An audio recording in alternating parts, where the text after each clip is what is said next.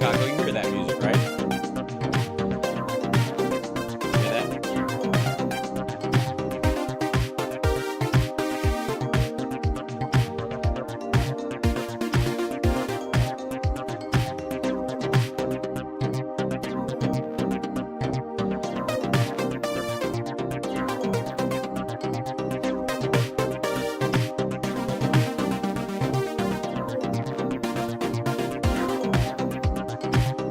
60 seconds, Hal. Thank you.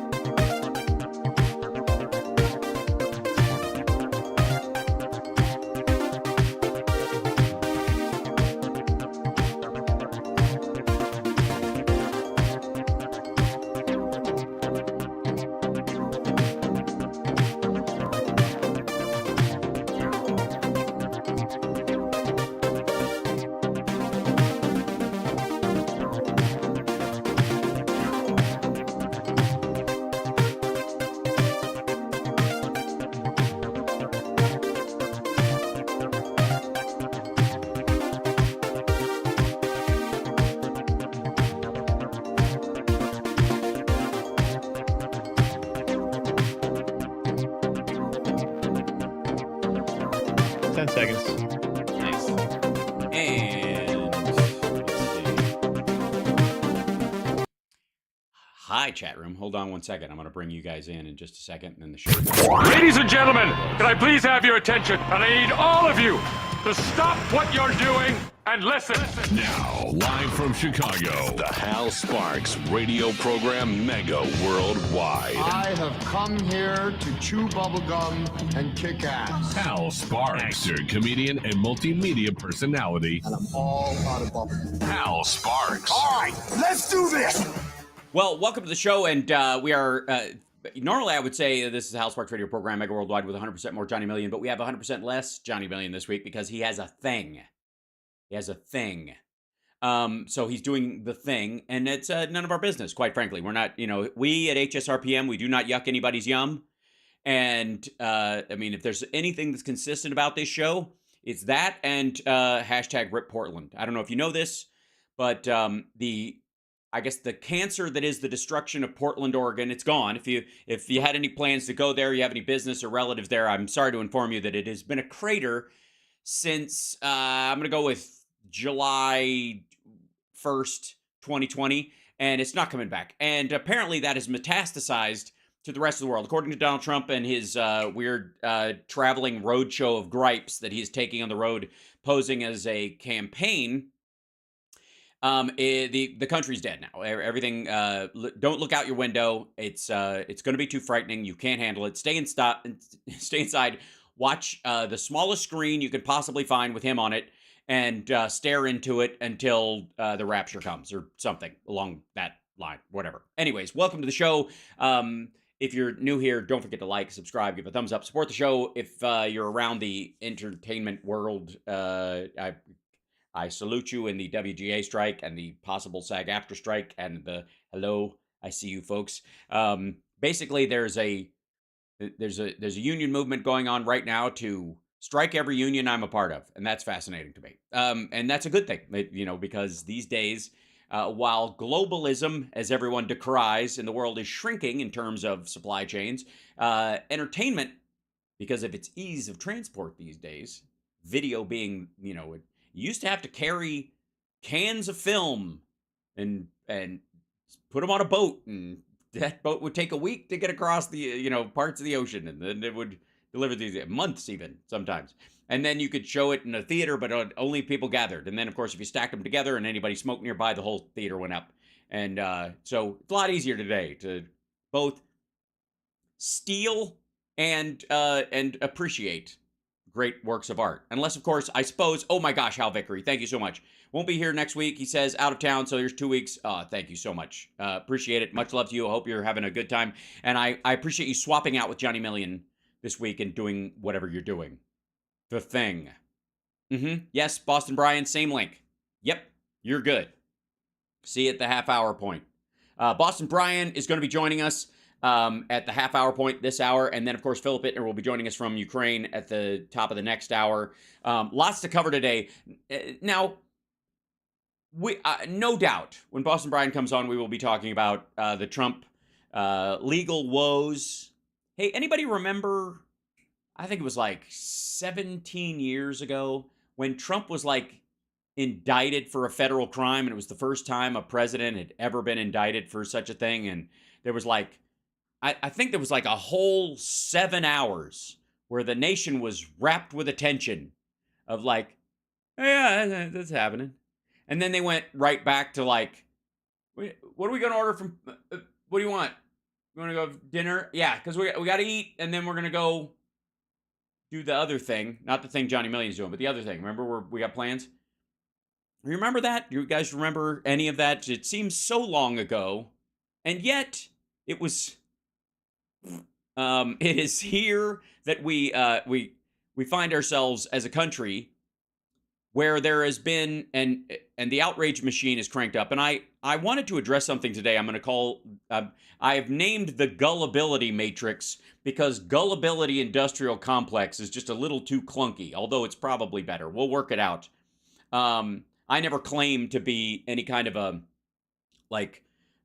master hashtagger like Donald John Trump with the I borrowed crooked from Hillary and now I'm gonna just use it for Joe because I am out of ideas. We when we'll get to it in a minute. Over the last little bit, though, with this the story around his legal issues, not the least of which is that 2 of his attorneys quit as soon as they saw the indictment, which I gotta say, I don't think that's a good sign. From a legal standpoint, when your attorney's like, we stand with our client, and our client is being with it, this is ridiculous, we've never seen anything, and this is the most ridiculous thing we've ever seen, and then they see the indictment and are like, oh, that? Oh, yeah, that's not, we can't. That's true, though. We can't do it. All right. Check, please. That's, I think, probably one of the worst things you can have happen in terms of attorneys. If I'm not mistaken. Your Honor, my attorneys left today, citing the reason that they finally saw the evidence. When your attorney quits because they've seen the discovery, and they're like, ugh, maybe it's not the justice system. Maybe there's not 2 standards. Maybe it's you. Maybe, just maybe everybody that you had in your cabinet that you thought were hashtag the best people, who all eventually, when they're out and about, after they have spent inordinate amount of time with you in high pressure situations, seeing who you really are as a human being, that those people go on the news or do interviews or write books going, what an idiot. All right, I'll give you the benefit of the doubt. Maybe there is a giant Illuminati deep state establishment swamp conspiracy to shoot everyone that you used to have as a friend with a mind ray that warps them into the exact opposite of whatever you think friendship is. Maybe. All right. Maybe Jewish space lasers bounce off something and they ricochet into a DARPA machine that I guess goes through Alex Jones's head and is morphed into his worst nightmare of mind control, psyop, whatever that he believes other people are doing while he's basically doing that with his show. And then it hits everybody you know that used to like you. And all of a sudden they turn. Sure. Okay. Yes. On a point-to-point level, is it a probability? No. Is it a possibility?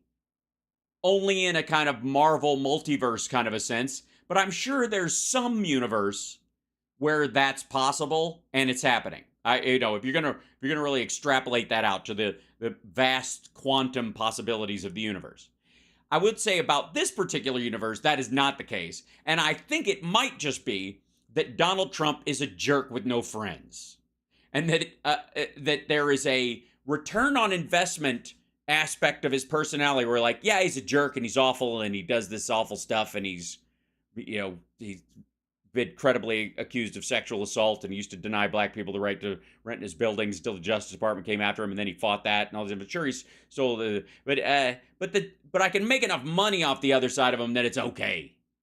That it's the, you know what I mean? That it's like, all right, as long as I can make this much money off of being around the guy, or there's some end in, where some goal I can get accomplished through this guy, I'll put up with a certain amount of it because the benefit, there's like a percentage benefit. It's like an investment versus return aspect of it in this course. And it used to be that, like the banks probably felt about Trump, that a lot of his supporters, both, and I'm not talking about the maggots, I'm talking about the actual Republicans and actual people who viewed themselves as conservative, who saw him as a vehicle by which they could deliver something for their constituents or their belief system or their failed ideology. But eventually they realized, oh yeah, nope, he's not that guy. And even the 2% return on this investment, or the 4% return, was an illusion. And now I'm in debt up to my keister, and I'm going to need an attorney. Hence MAGA meaning make attorneys get attorneys, and Trump having to sell this whole Magoo business, where he's got to apparently make America great over and over and over. Magoo. So, again, is there a chance that the Illuminati deep state establishment elites are conspiring through all tech companies, science, manufacturing, unions, non-unions, anybody who doesn't live in the villages in Florida, I suppose, they've all coordinated. They've met you somehow. Either Donald Trump has discovered a collection of allegedly incredibly influential organizations who are allegedly at each other's throats or in competition most of the time. And what the existence of Donald Trump pointed to was that, oh my God, they're all connected. There's this giant web where they're all in it together. It's there. And he exposed that with his existence. Or he's such a jerk, and I'm watching my language here. He's and such a danger to so many different people in so many different industries, in so many different circumstances, that they all just agree on that fact. They're not even working together. They're just like, he's a jerk. Yeah, I don't like him. I don't like that guy. He's created, and I maybe somebody should just go to him as shallow as his ego is and tell him, you have unified the world. You've done it. You've gotten people together that heretofore were some of the most, like, they were at each other. They thought they had conflict with each other until they met you. Trump is effectively what Reagan was talking about when he brought up the idea of an alien invasion. If you'll recall, one point, Reagan brought up the idea that, one of the things about aliens landing on the planet is that they would kind of unify the whole world. It'd be humans against the alien. Donald Trump, I think we have proof, and I don't want to turn into Elvis Presley, but I hear rumors that Donald Trump is an alien. So, thank you very much. We'll be back right after this. It's Hal Sparks radio program, Mega Worldwide. And the reason I bring this up is because the outrage industry and the gullibility matrix are conspiring together to make sure you don't go out and do anything. I mean, just normal things. We'll be back.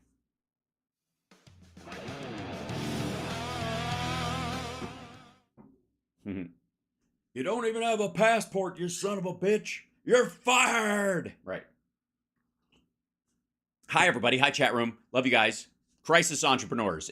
I like that phrase as well. But I don't think it's shocking as the gullibility matrix.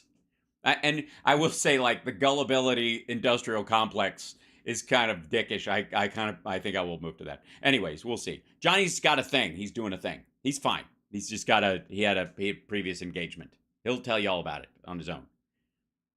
Elvis would know his plane is parked at Area 51. Uh-oh. So I'm drinking, for those, what are you having to drink? This is my golden tumbler. I got this in a gift box a long time ago, and I was like, this got to, I only have one of these. You can't you either need a set or you're an idiot. And so I thought I'll bring this down. This will be my cup for the show. It's just iced coffee, black. That's it. The gullibility paradigm. Well, the paradigm isn't the problem. It's a matrix. It's a group of people who sell that. Yeah. Let me hold on one second. By the way, like, subscribe, give a thumbs up, everybody. Share the show out if you would. Remind everybody that we're here. Let them know Boston Brian's going to be up with us in about 15 minutes. All right, 60 seconds, Hal. Thank you, sir. And I'm going to bring up this guy right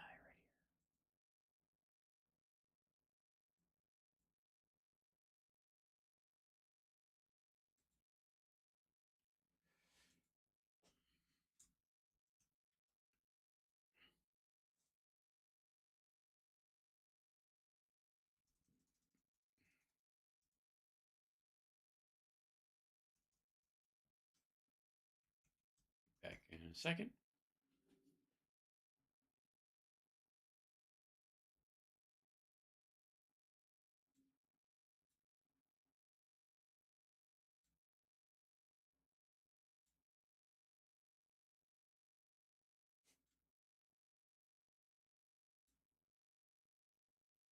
Ten seconds. Thank you.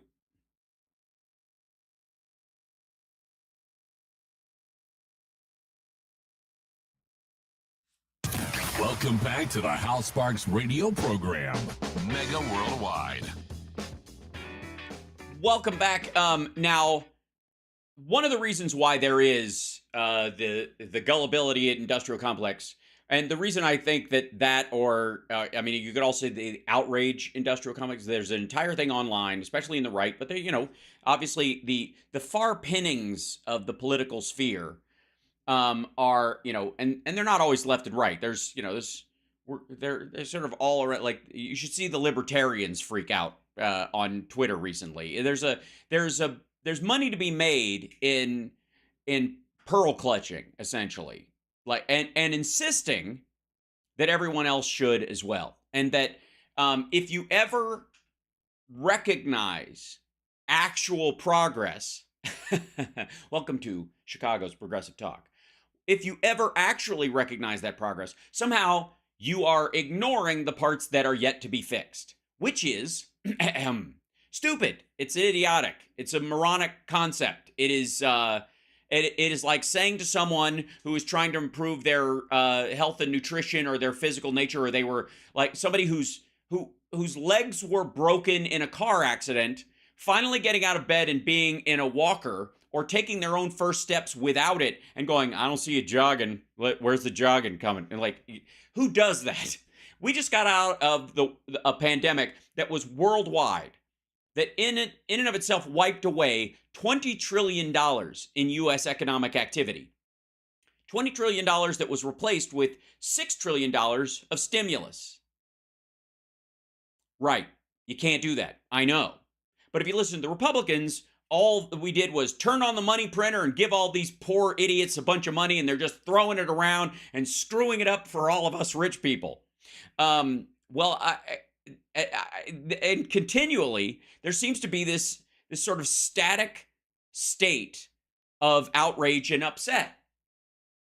And on our side of the aisle, there's a lot to crow about, a lot to be proud of, a lot of progress being made, and a lot of progress yet to be made. But the idea that, we've spent the last couple of years watching our dear friends over at TYT make incrementalism a four-letter word, it takes a crowbar and by the way, eliminates some very useful letters in that word. Over the course of, the last few years, because in an all or nothing approach, giving any reasonable ground to compromise, especially in, ironically in a democracy, somehow means you lose street cred on the internet. It means you lose street cred in your messaging. It's as if you're giving up your ethics because and part of it is your own responsibility. If you say if this doesn't happen by this date, we're all dead, and that date passes, what are your two options? admit you were wrong, dovetail it and say this is a long-term process, and I was wrong to say that revolution in this one singular moment is the only thing that would salvage us, or keep pushing the goalpost, keep pushing the finish line out and going, yeah, it's about, we're in it right now. We're dying, we just don't know it. And that is applied to almost every political area. I'll give you an example. The economy right now. The U.S. economy, especially considering we just came out of COVID, and I will not permit people to pretend that did not happen. It is one of the stupidest things you can see in the economic sphere right now. Is a bunch of people going, well, this is different than, at '88 we had a similar thing there was a similar thing around 1973 that if you point to the amount of interest rates, like, dummy, we just came out of a worldwide pandemic.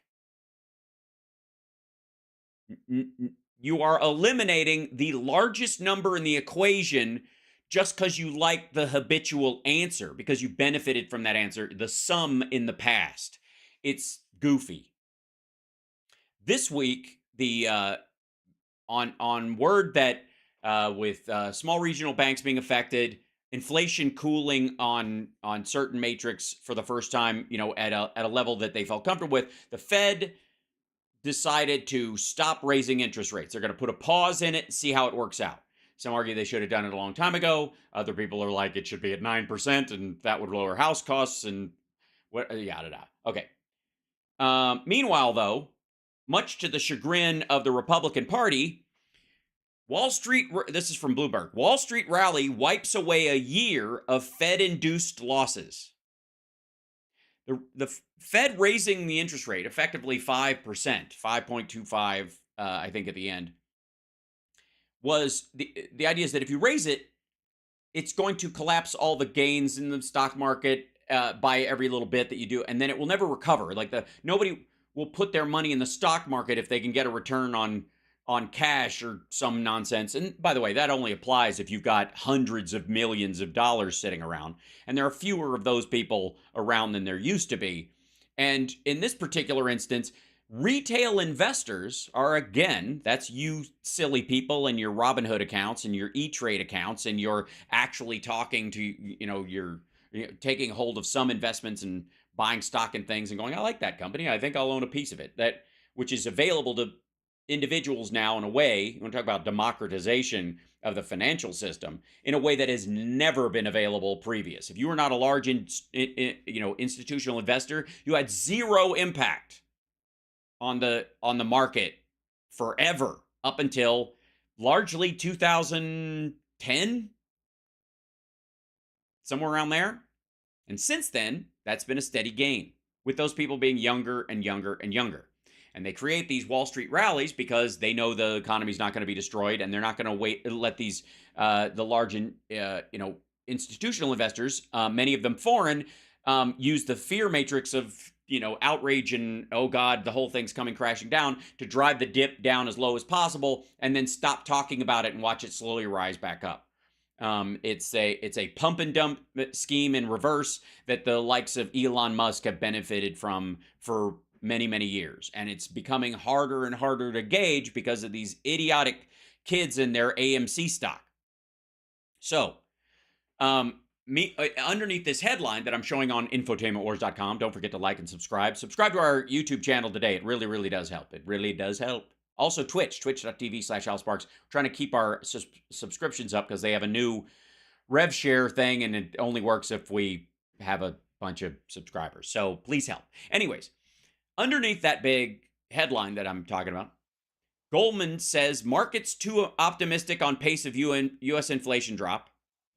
Defiant stock bulls are acting like the earnings recession is a hoax. That's the story. Hold on one second. I think oh yeah, there it is. That's the story hidden inside.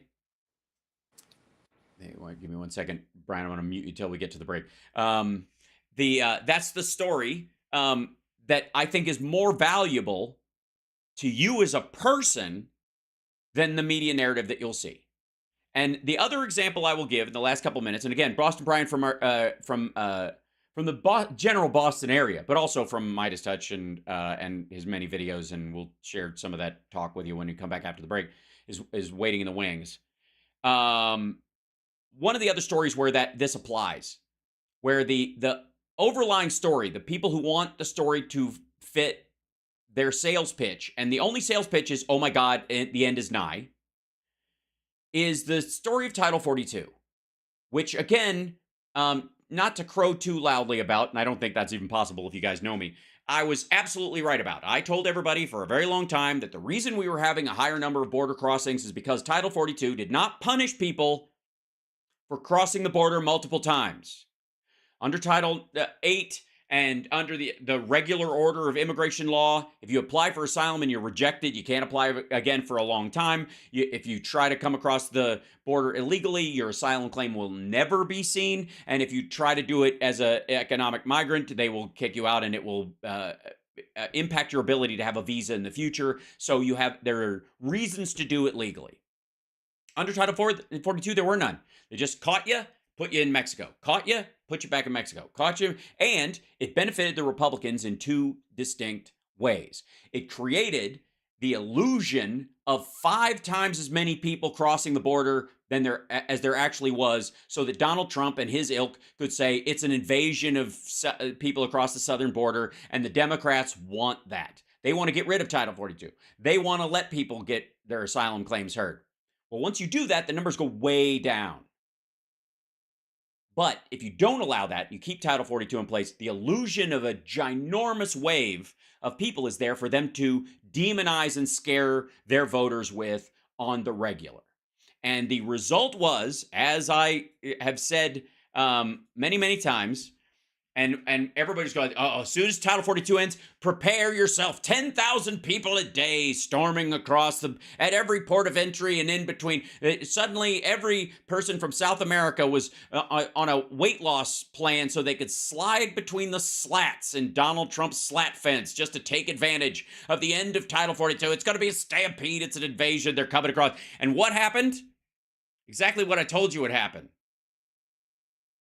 One person gets one asylum claim, one person gets one attempt to cross, and then that has impact. They either let in because they deserve it or pushed out because they don't. And the numbers dropped precipitously. And I love this title. We got to go to break, but this is from NBC News, and I love this title. This is from June 2nd. This is just recent. The number of migrants crossing the border has hit its lowest point since Biden took office. By the way, and that was pre-vaccine. That was still 2020 COVID numbers that Trump likes to brag about. Here are 4 reasons why there was no post-Title 42 surge. And then the subheading is gorgeous. Then we'll take a break. We're going to come back with Boston Brian. Experts predicted a huge influx of migrants when the Title 42 COVID ban ended in May. Instead, crossings have hit new lows for a number of reasons. Some of them temporary. Some of them. Experts. So, okay, I granted, I'm not an expert. But what does the right tell you about the experts when it comes to, vaccines, for example? All of a sudden, experts. They're experts now. The elites. What were the elites telling us about what would happen after Title 42? And what did I tell you because I can read? We'll be back right after this. It's the House Sparks Radio program, Mega Worldwide. We'll be back with Boston Brian right after this.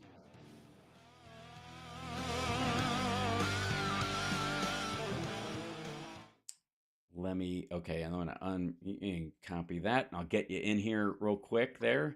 How you doing, my friend? Mic check, you 1 2. Sound good?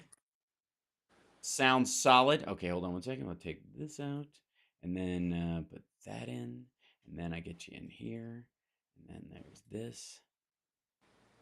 Get in there. Quit it. Okay. Paste. Okay. There he is. Okay, excellent. And then we will transition, bring you over there. Hey, look at that. I still have my morning graphic up. It's so pitiful. I've got to get it together. Been a busy week. Yeah, tell me about it. Good Lord. All right. Oh, I see. I've got to turn off the studio mode before I can affect that.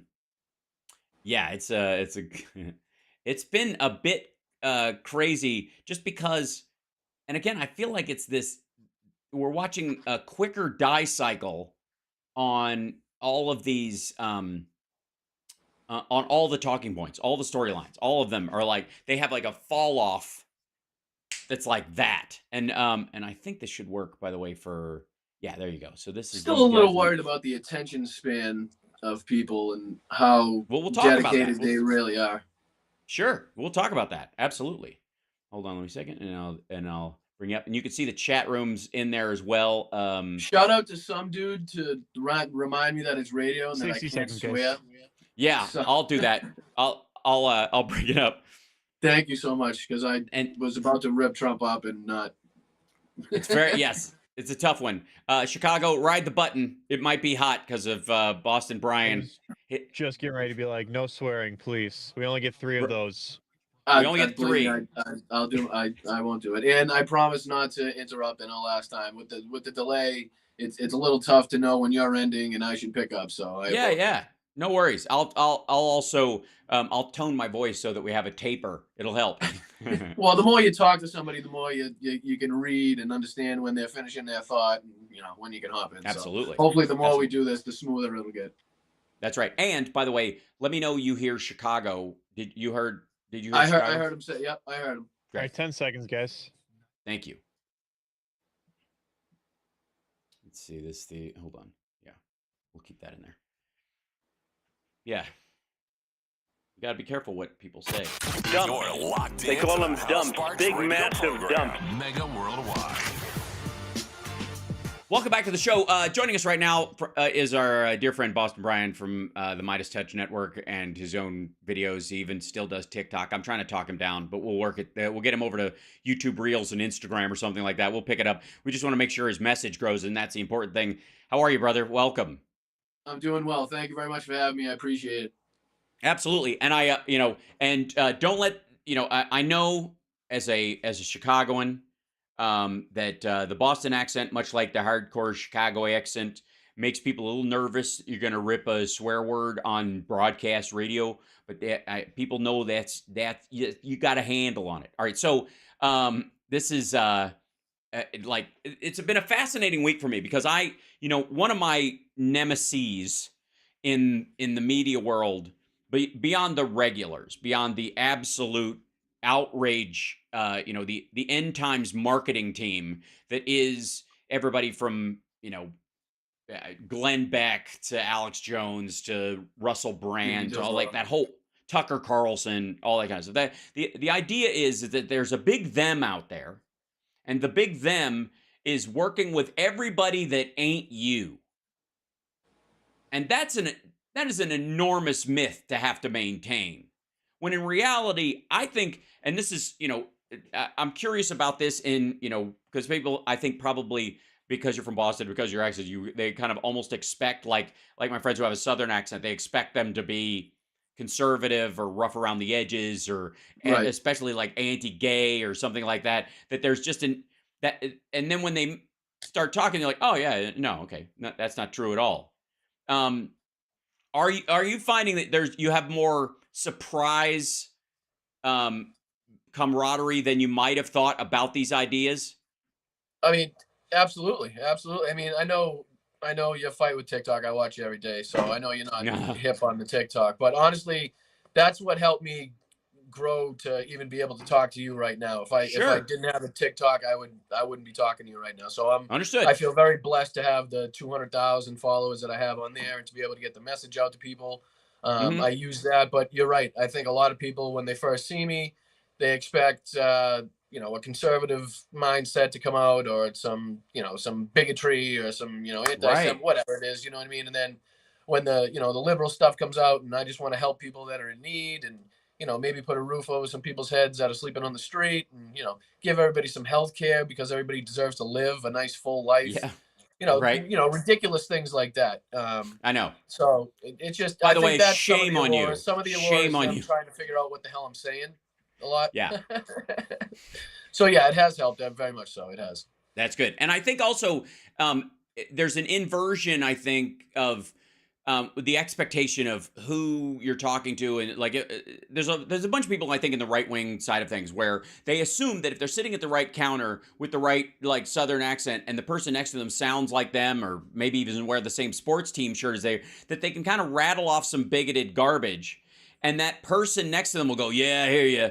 And when they don't, I think that's the root of a lot of the freak out that you see amongst the maggots. And it's why they have to go to Trump rallies. It's why they have to follow him everywhere. Because if we were truly inundated with people who were as in deep in this maggot kind of mentality, they wouldn't have to travel.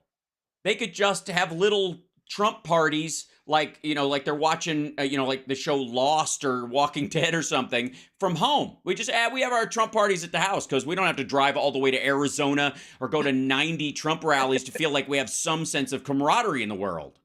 Well, it's amazing to me that people still don't recognize, and I know some people do that. It's not, when Trump's doing these rallies, it's not different people from that area all going to the, like they're all happy to see him. It's literally the same groups of people at every rally, and the people that he pays to stand behind him, and the what is it, the fourth row ladies or the second row ladies, the front row Joes. He literally, and you, the disappointment and excitement that he vacillates between, like, I have recurring fans. Oh my God, they're all the same people. And he loves talking about how much they spend to get there. How much they spend to travel, and how much they're spending on, where they're lodging. He does complain that he doesn't get a piece of it. That's the thing. Like you could tell he wishes he was like, he's looking at his plane and going, let's see, I could fly these people here and charge them and make money on them coming to see my rallies. But then I'd have to let them on my plane, and they'd stink it up worse than it already is. It already smells like fish delight and feet. I'm sure I could fit one more gold toilet on this plane somehow. Right. So let's grab, and we're, we got about 5 minutes and we take a break, and then we got another segment after that. And I want to see what your kind of driving force issues that really motivate you are right now, that you really feel like there's a solution out there that maybe people aren't seeing, or that you want to drive people in their recognition towards a problem, that they may not know how to handle or what have you. Like your main focus when you're talking to your audience, what's your goal in bringing them to what are the prime issues? Is calling out the fascism, the fascistic tactics that are being used, the repetitive nature of saying lies over and over and over and over again to get people to believe them. I mean, the way that, it's almost everything is fought in the court of public opinion instead of the court of law. So that's what Trump's doing right now. He's sending out all his henchmen, all his family members, and he's putting them all on the right-wing broadcast to go out and spew lies, and Hillary Clinton this, and Bill Clinton sucks, and yada, yada, yada, pointing the direction every, the socks case. Besides Trump. Right. And it's like a lot of people, and it's tough because if you talk about it too much, people get turned off. People aren't in tuned every day to the politics as much as we are. They got stuff to worry about in their lives. They're not doing what we do here. So you can almost do it too much and turn them off to it, and they just say, screw it, I don't care about anything. So you gotta have to walk a fine line of, not being too. You gotta entertain them while you're doing dramatic, but still get their attention and let them realize, like, listen, I know it sounds weird to say that stuff that was happening in World War II is happening now in our country, like as we speak. And we're not talking about. Obviously, we're not talking about the same exact stuff. What's the line? History never repeats, but it rhymes. So it's not going to be the same exact stuff that you saw, but it's the same tactics. It's the same playbook. It's just being used in 2023, and this is the outcome. I mean, that's just. I mean, my focus is to bring attention to that and let everybody know that Democrats are not the demons. We're not all just crazy liberals that want to take your guns away. Liberals own weapons too. We like our Second Amendment. We love the Constitution. We want to live by the Constitution, which is why we want to hold Donald Trump accountable for the crimes that he committed. Right. Because that's the law that we live by. And it's crazy when you see a whole political party that claims to be the party of law and rule, just totally throw that in the trash. Well, and I find it particularly fascinating. I'm sure you see this a bunch too. But the idea that their complaint is there's a two-tier justice system, when indeed Donald Trump has benefited from what what little two-tier justice system exists in this world, which is that very rich and very connected and politically advantageous clients always will get, the best lawyer until you lose them. But then, of course, the best point on the docket, they can almost judge shop all the things that Epstein did. Trump is seemingly almost complaining he can't do now, which is the idea. He's always benefited from a two-tier justice system, that the regular schmoes, we have to just deal with what we deal with, and he gets to, he gets the benefit of a lot more money, a lot more pushback, and a lot more freedom than other people. Because there was a group of people who were facing espionage charges, almost I think everybody who's faced these espionage charges in the past had to surrender their passport. Trump didn't have to, for example. Really simple. Didn't have to surrender his passport. Now, he wouldn't have to give up he wouldn't need his passport to campaign for president. He wouldn't. So the idea that it's election interference if you took it away is a little bit silly. But he certainly is a flight risk. I don't think he ever will, because I think, he's deluded enough to stick around. But that idea that he benefits from the double standard. Well, they're playing off the fact that, the left has been talking about a two-tiered justice system for a long time, right? Mm-hmm. So they're now taking that right, and using that against us. When like a lot of the stuff that Republicans do, there's a sliver of truth in there somewhere, right? Mm-hmm. There's always a sliver of truth Yeah. to get you hooked on, where you can look up something, you can Google something, and it does say that. But what you don't do is read around the edges and read the 4th and 5th and 6th paragraph on the story to figure out actually what's going on. Because a lot of times that's where the information is hidden. Yes. You'll get the outrageous headline. The next paragraph is just giving you what's going on. And then the next 4. Yeah, the third, 5th, or 7th, depending on whether or not you can tell it'll be the third paragraph in a regular written, like New York Times kind of thing. If the pictures in your newspaper are in color, it'll be paragraph 5 or 7. And that's only because they divide the paragraphs into smaller bite-sized pieces, because that's what the kind of audience they have. We're going to take a break. And while we're in the break, tell everybody your Twitter handle real quick. It's at Midas Brian 23 or at Boston Brian. So, I mean, I still don't know how Twitter works. There's 2 of them. YouTube's the same way. I have 2 names. They search them. You can find. If you search for Boston Brian, you'll pick up both of those and the like. And you can find my videos on Midas Touch as well. There you go. We'll be back right after this with more of Boston Brian, and then Philip Ittner will be joining us in the top of the next hour. Biden is going to be focusing on the economy in his 2024 campaign, and not the indictments around Trump, which freaks out Republicans. We'll be back.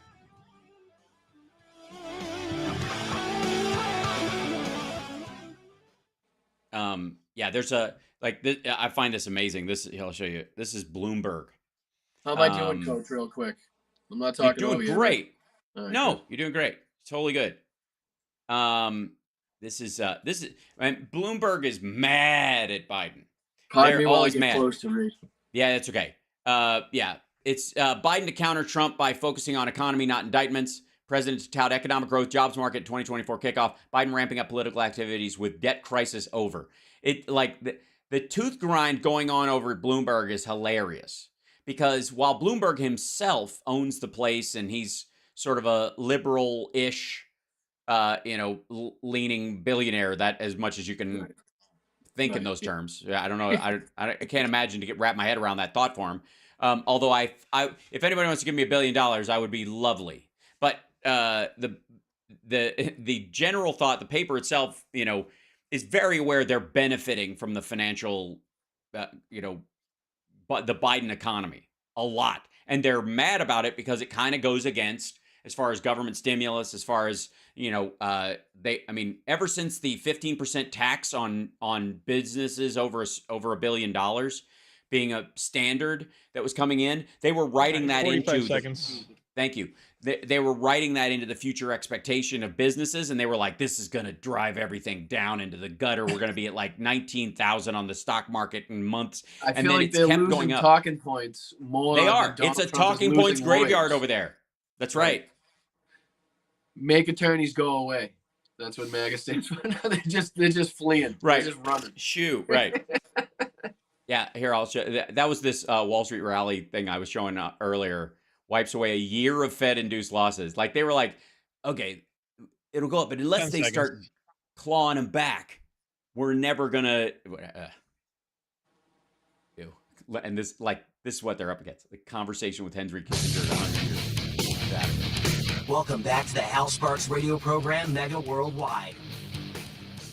We were just talking macroeconomics during the break because it's what we do in our free time. And I'm here with Boston Brian. And so, Brian, the Midas Touch guys are doing great work. They're on it. They're covering a lot of this stuff. And I think they found a magic spot for themselves in all of this craziness in Trump world, because they all have, I think almost everybody in that family has a legal background. And so with Trump's problems being front and center in all of this, and him, it's almost, again, it's the invention of the axle, not the wheel. If everybody had the wheel and they're rolling stuff around and you're the guy who finally comes around, okay, there's two wheels now. What if I connect them? That guy did very well. And so the premise of this is that, like, the timing has been really good for people who want to put some meat on the bone about what's wrong with Republican economic theory, Republican libertarian philosophy, Republican like bootstrap mythology in terms of this whole going after Obama for, when he said you didn't build that, when he's talking about roads and bridges, which is exactly true. And then he did it in a tan suit. Right. I'm still horrified. You had to bring it up, didn't you? Now, great. Now I'm seeing spots. The fascinating part for me is that Elon Musk, who's one of their big heroes, who is the new kind of Trump adjacent hero of this group, is both heretical because he's not free speeching them enough to be anti-Semitic all the time, every day or something on Twitter, but also Tesla doesn't exist without the 2008 rescue plan that Obama put in place to guarantee that electric cars got a toehold, and he knew it. Without most of his money comes from government. He wouldn't be able to do what he's doing. There's no way.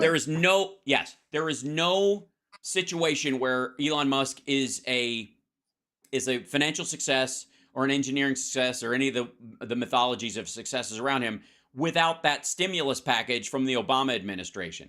And so I think, when Biden doesn't want to meet with him or whatever, and he's like, how dare he? I'm the most important whatever. And you're like, dude, you were a jerk to Obama, and you wouldn't even be here if it wasn't for him. Why would I meet with you? What? He makes it seem like he's the one down in the basement with the lab coat on, with the wrenches, and the tools, and the computer. Like, come on, he delegates Tesla jobs to people that actually know what they're doing, and then he takes the credit for it. Exactly. He bought Tesla effectively like as an angel investor on two guys that had done it, and then named himself chief engineer of SpaceX after government contracts were done. None of the engineering is his. None of it. Not a touch. Like, and at best he's like, what if we could just get him back? Work on that. And he's spending taxpayer money to do it largely. So the idea that these guys chase around these mythological, ubermenches is I think, maybe that's the hardest thing to shake maggots loose from, and why they think we worship Obama and we worship Biden and we worship anybody that we just appreciate as doing a decent job. Pure projection, because that's the way they feel about their leaders and their dear Fuhrer that they love so much. And now they think, well, because I feel this way about Trump or whoever, they must feel the same way about Obama or Biden or Clinton or whoever. You know what I mean? So everything they say is pure projection. It's unbelievable. If you were looking at the Trump family responses, they were going around talking about, everything they say is what they do. It's unbelievable. You got Laura Trump calling for the total dismantlement of the judicial system in the United States because we're trying to hold Donald Trump accountable for taking classified documents that he admits to having himself. He's on tape. We got pictures. What else? I don't see what you need. But excuse me, Brian, if I may, there's 3 years ago, during the Trump administration, a whistleblower who was paid tens of thousands of dollars, apparently over a period of God knows what kind of time, might have all happened at once, we don't know,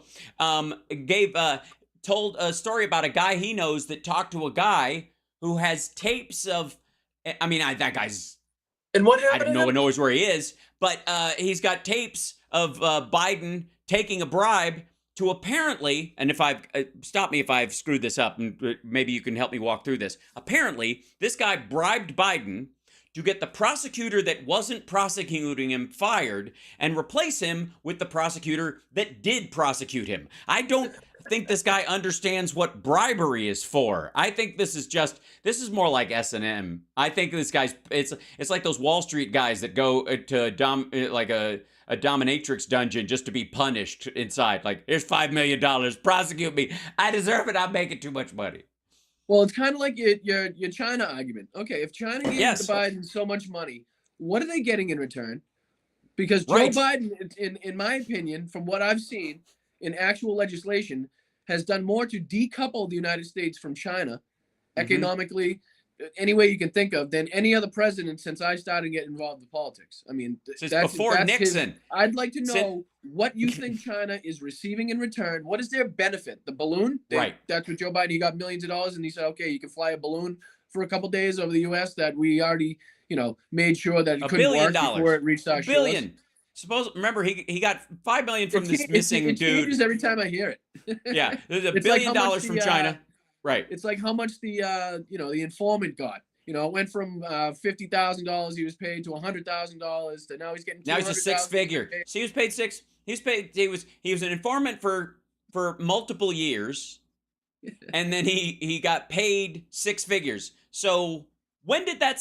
I think the big question is, when did he get paid the biggest chunk of money? Because I'm gonna guess that it was during the Trump administration where they were paying this informant, like, find me an informant and pay him, find somebody we'll throw $100K at him, but as an informant, we'll budget it through the FBI. Chris Ray's, my dude now, and find we'll throw some money. 11,780 votes, please. That's right. Yeah, we'll give him $1 for every $1 for every vote that I missed in Georgia. We'll give him $10. We'll give him $110,790.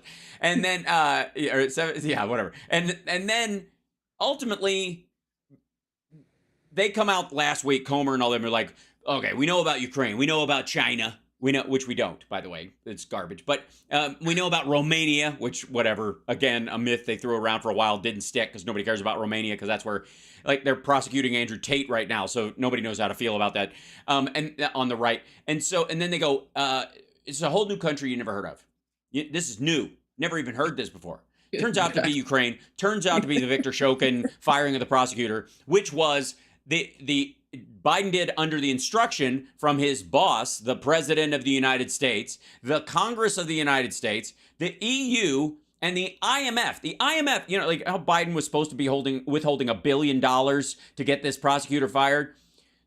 The IMF threatened to withhold $80 billion for the same thing, and it didn't happen. Like they needed the U.S. to go, no, this is cash in the barrel. We're on the big, and if we pull it, the IMF will pull right now. So it'll go from $1 billion to $81 billion tonight, and that's why they shifted. How many chances do you think Republicans give James Comer? Like, how many times can he come out and stand in front of the camera with not only, verifying his last accusation, but also coming out with another accusation every single press conference? It's like, whoa. You still haven't verified the last. Like, can we go to the first one you said? Yeah, like, we're 4 countries ago. It's well, to some degree, since they are now the party of Gish Gallop, I don't know that they ever expected to pan out. And this has been the methodology of the Trump administration. He knows that he's in office because James Comey came up and said there's maybe more there about the Hillary Clinton emails and we should take another look. And he looked at it materially. He saw the polling. He knew he was going to lose. And then that thing gave him a wedge issue that allowed him, as an October surprise, to get the tailwind to win the Electoral College in a couple places, not the popular vote. Still lost by 3 million votes. And so he's been trying to recreate that ever since. And so his underlings, Comer, Jim Jordan, their methodology is to recreate smaller versions of that. Let's just we don't need the same thing with the Zelensky phone call. I don't need the investigation to actually result in anything. I just need the stink of an investigation to be on him during the campaign part of it, both to play down the actual charges against me and to cover for, and to, soften support for them. That'll be it. And you see it in the whataboutism all over the place. That's what the goal of whataboutism is. Because again, raising the criminality of a small thing to equaling the big thing does not make it lower the chances that the small thing will happen. It makes the worst thing seem less important. We see this with like sexual harassment versus rape and sexual assault. When the more they are equated, the harder it is to actually go after the rapists and the sexual assaulters, and that's why the Trumps of the world, the Epsteins of the world, like that kind of stuff.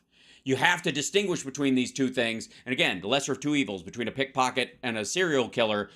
Technically, the pickpocket is the lesser of two evils. The Republicans right now on that committee, and a bunch of the committees actually, are literally just working for Fox News clips, for clips they can put on Twitter, for anything that will catch that 2 to 3 minute clip that everybody will watch. That they don't read the headlines afterwards. They're not going to go pick up a paper and read the full story. They're going to see Joe Biden gets so much money from so-and-so or whatever. You know what I mean? So the more times, and again, that tactic inherently goes back to how they used it in history to just repeat lies over and over and over and over again. And eventually it's going to stick with some of the people that don't do their due diligence. You know what I mean? It's just, that's what happens. Whether or not it's a small group in our country, obviously it's a big enough group to cause some trouble. So it's enough that we need to recognize as a problem and recognize the tactics that they use and figure out how we can, combat those tactics, basically.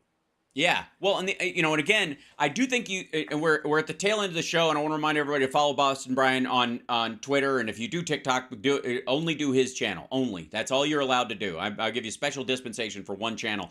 But I think it's abundantly clear that I do think you're right, and that eventually there's a gullibility limit that everybody has. And I don't know if it'll mean that they have to go find some bigger lie elsewhere. That's what the QAnon folks tended to do.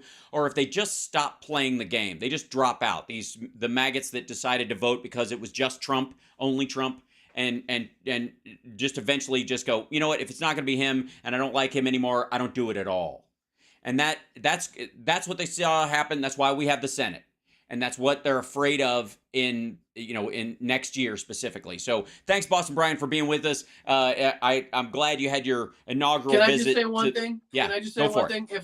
If I were to get pulled over for a DUI tonight, I'm not getting out of it by saying Hillary's emails or Bill Clinton's socks. Doesn't matter. Your crime is your crime. Doesn't matter what happened to somebody else.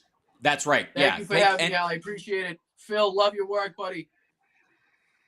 Excellent. All right. Cheers, Boston Brian. We'll see you later. Everybody follow him, blah, blah, blah. And we'll be back right after this.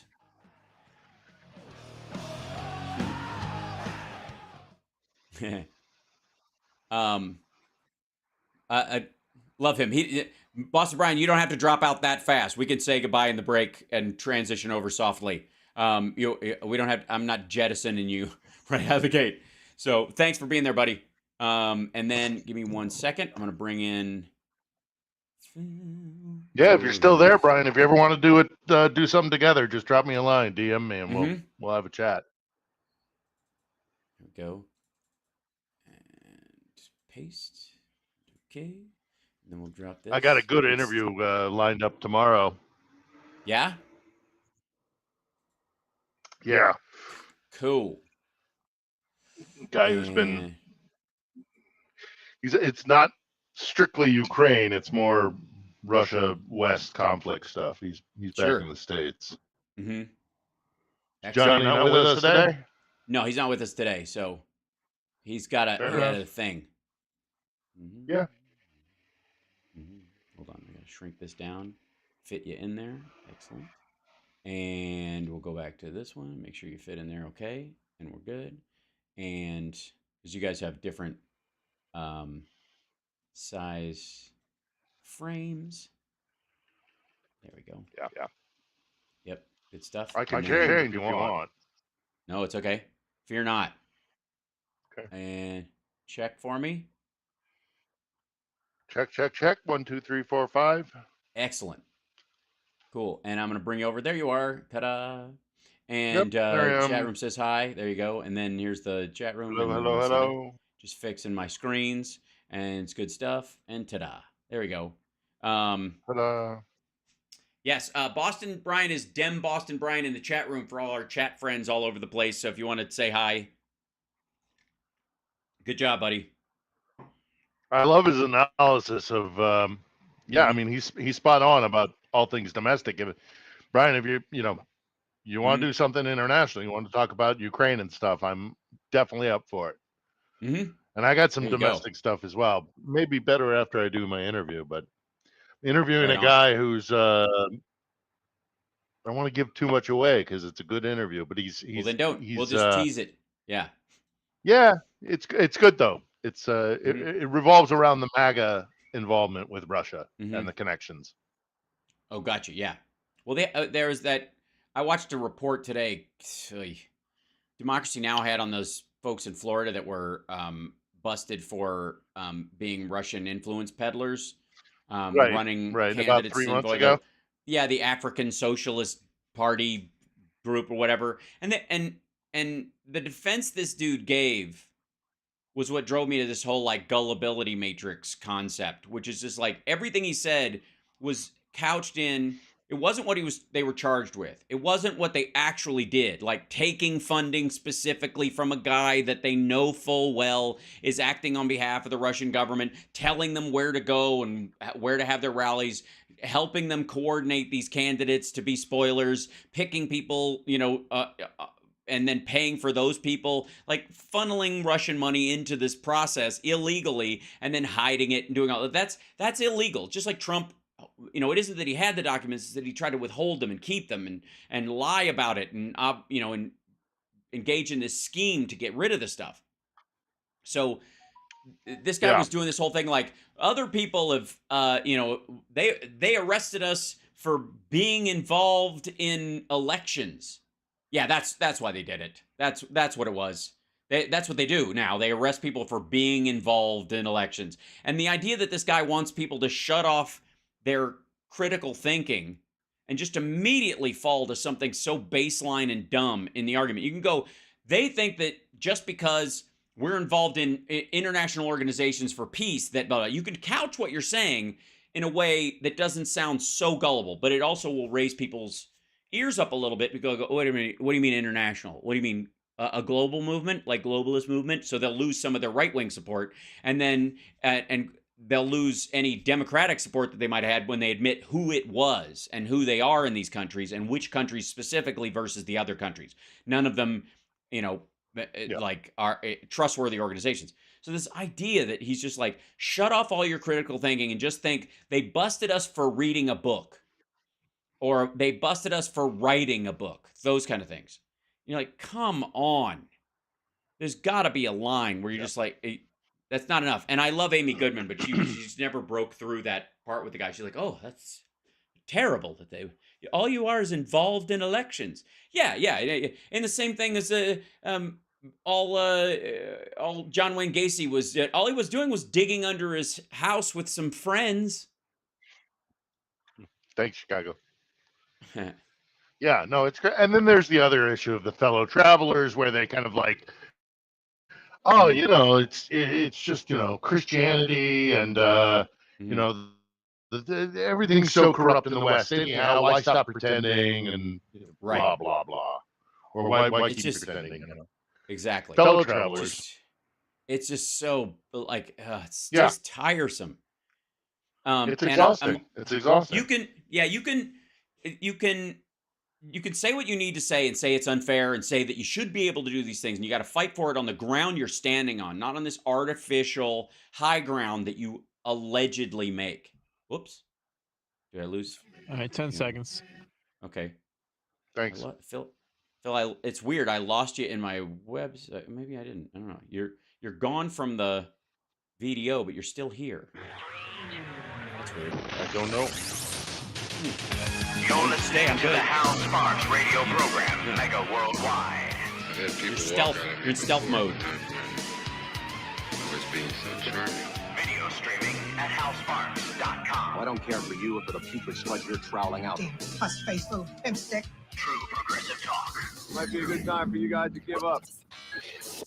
I'm very happy today. Like, some amazing guests. Everybody's trying their best to try and make up for the gap that is Johnny Million being away this weekend. He'll be back next week. Thank you again, Boston Brian. And Philip Ittner joins us right now. He's in Kiev.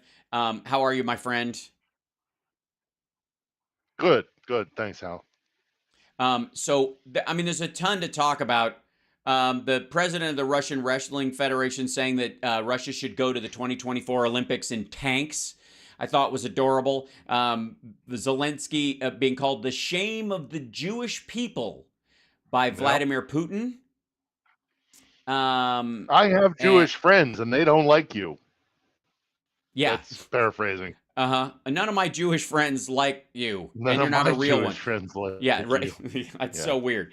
And there is a what's the latest in terms of where you are? Catch us up on your experience in Kiev, and then we'll address both chat room questions and the some of the major issues that have happened this week with the offensive, which seems to be in full swing. It is growing with intensity every day. Yeah, kind of how we expected it. Everybody just be aware also, my internet connection has been acting up all week. So if I suddenly disappear, don't freak out. So things are okay here in Kiev. We had a really intense morning.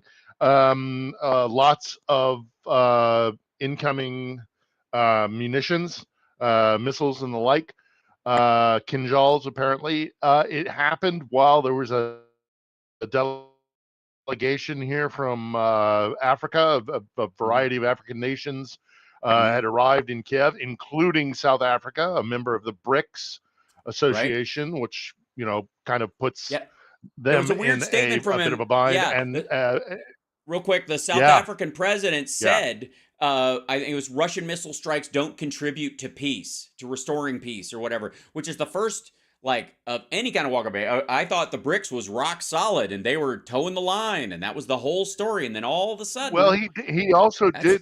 He did also toe the line a bit, though. Also at the same time. Oh yeah, he's going to. But that's any move at all was amazing. I mean, the press corps saw them going down into air raid shelters, and then the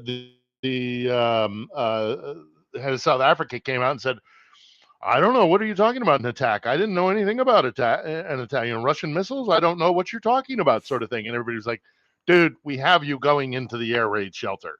Right. So he had to kind of walk that back a little bit. But that was the premise. My good friend Vlad would never. Yeah, my good friend Vlad would never send a missile over while I'm here. Well, okay. So that was that this morning. That was pretty interesting.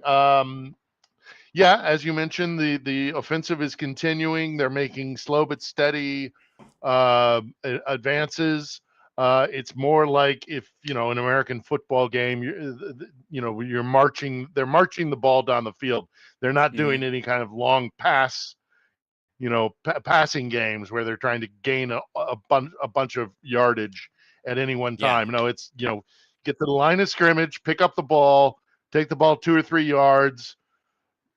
Hold, reform, take another 2 or 3 yards, and you hope to get to the line. You hope to get to the 10-yard line and get another go, and then eventually you keep moving down the field that way, and you get into the end zone. That's kind of how my analogy for what the offensive is looking like, because I think a lot of people still are thinking that this is going to be these kind of things like we saw in Kherson or Kharkiv, where there's this strike force that just pierces through and goes for an objective. That analogy would be a passing play in football, but no, it's going to be more like moving down the field, steady, taking, and then and the Ukrainians aren't upset about that, because every bit of Ukrainian land that they recover is another village or town or city, even when we get to that, maybe when we get to Mariupol and stuff, Melitopol or something. These are Ukrainians that have been living under Russian occupation. And, even if it's a small advancement and it only, liberates a village of, 700 people or something like that, That's 700 people who aren't living with Russian soldiers billeted in their town. Mm-hmm. Yeah, they it's fascinating to me, and in relation to like the the language around the South African president, and he said this that it was not helpful at a joint press conference where he was trying to we need to tamp down both sides. He both sided it, which is pretty normal language for the fake peacenik movement that we have, and the those that sympathize with Russia, especially when they lean towards a ceasefire because it gives Russia a chance to reload, which is the way that they look at it, and they've admitted to looking at it that way. It's the way all their media talks about it. It's the way Putin himself talks about it. But the fact that the South African president actually went over that line is, I do see movements in the armor around the messaging from supposedly vassal states in a way that we've never seen before. And he's the lightest example, but look at how Kazakhstan is acting. Look at how Dagestan is acting. Look at the Georgians as far as what they're doing. There's a recognition that Russia is headed towards its own self-created demise, and there may be an exit ramp. They seem to be seeing an exit ramp for themselves. Russia, by the way, I'm pretty sure Russia's GDP has now slipped below that of Japan's for the first time in, whatever, 50 years or 30 years. For all those, the sanctions did nothing stuff. Anyway, so there's, and you were on a roll, and I'm sorry I interrupted you on that part of it. Before No, it's all right. Yeah. No, no, that's about it. I mean, look, it's, you talk about exit ramps. It makes me think about what I'm sure you and Boston Brian were talking about, was if he just gave back the papers, if Russia would just leave, this would be over. This would end. Yeah. But you just can't get it through your head that you're never going to win here. And they're like a dog with a bone. They can't let it go. And it's like, okay, well then we're going to have to do this the hard way.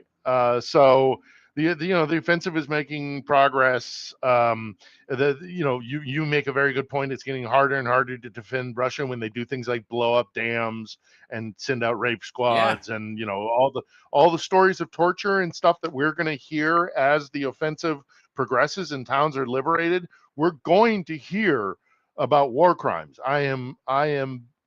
If I were a betting man, I'd put money on it. As grim as that is, but it's you can bet, you can expect it. There are going to be stories of Russian soldiers abusing Ukrainians. Well, in that way, do you we'll talk about this on the other side. Of course, we're going to take questions from people in our chat room at twitch.tv/HalSparks or at infotainmentwars.com and on our Facebook page. Do you think? Well, I kind of want to save to the other side of it, but the South African president was taken to Bucha. They went as part of a delegation, and they went to Bucha. And I can't imagine that not having an impact, especially considering what South Africa has been through, and the Peace and Reconciliation Project and all the post-apartheid stuff that they've got to be aware of. This is the kind of stuff that happens. And how, their take on it is going to be affected by the fact that they're going to be looking at where these mass graves were. They're going to be talking to and seeing the victims themselves, the parents of the victims, the family members, people who are injured in this or attacked in this or sexually assaulted. Investigators. Yes. They're going to meet the international investigators. Who have the receipts, who have the evidence. They're collecting it right now.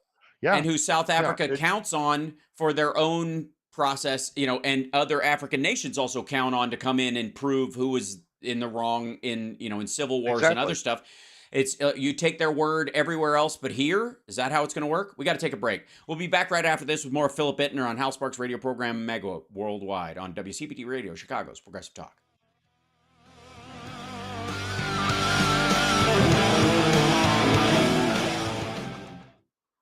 Yeah, I'm I don't know how you walk away from that kind of stuff and just go, yeah, both sides are both sides. Really?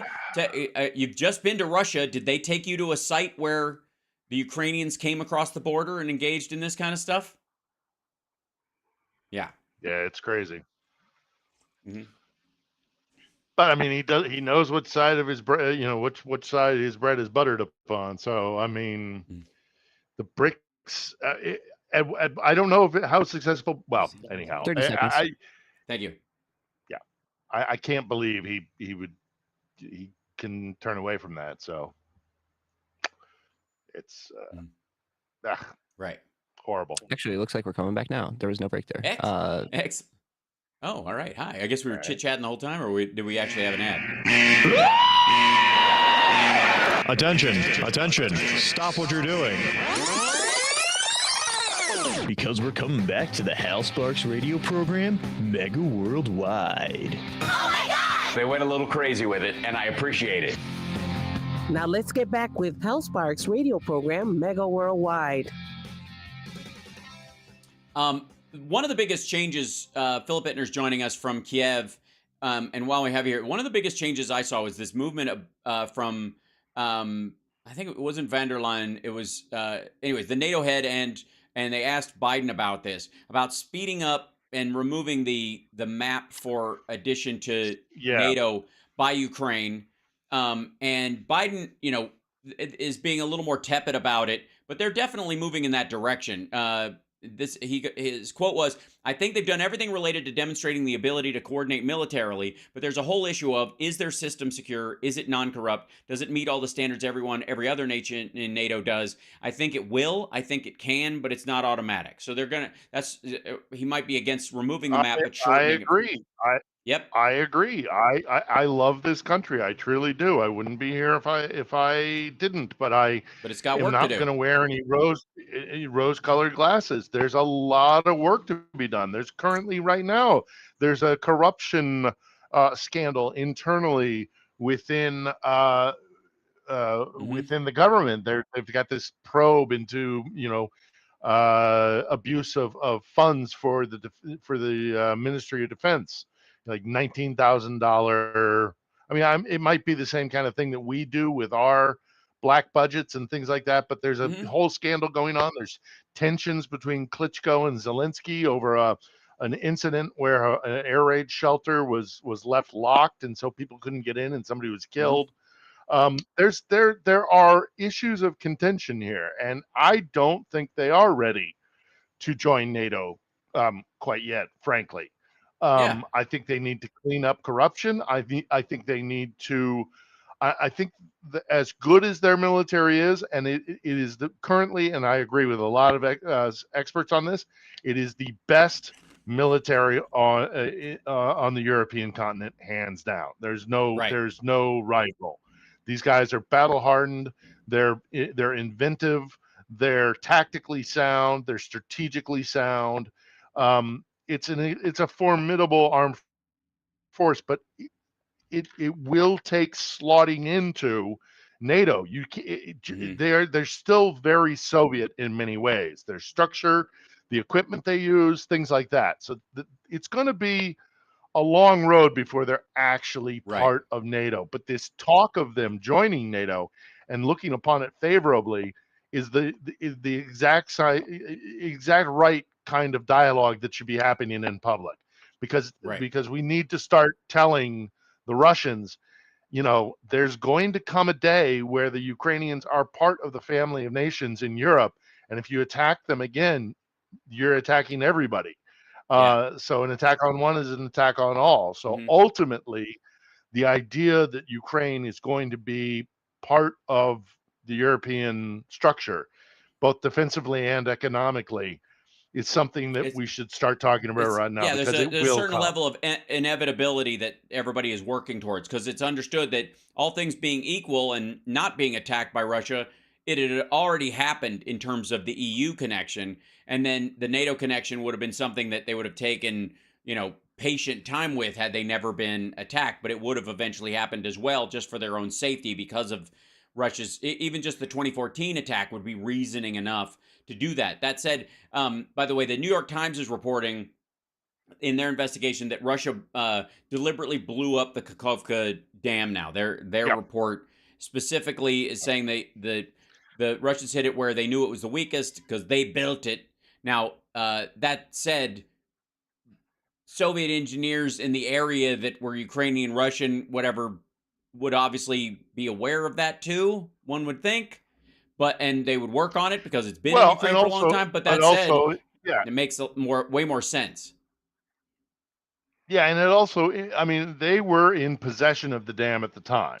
Right. They're militarily, they were in possession of the dam at the time. So, to blow a dam, and John Sweeney and I discussed this in the interview that I posted, and I tried to fix it of its audio problems, but it's still a vlog worth checking out. Sweeney and I talked about this at a certain extent because there was a seismic monitoring that showed it was a single blast, and you cannot blow up a dam like that with a single piece of munition.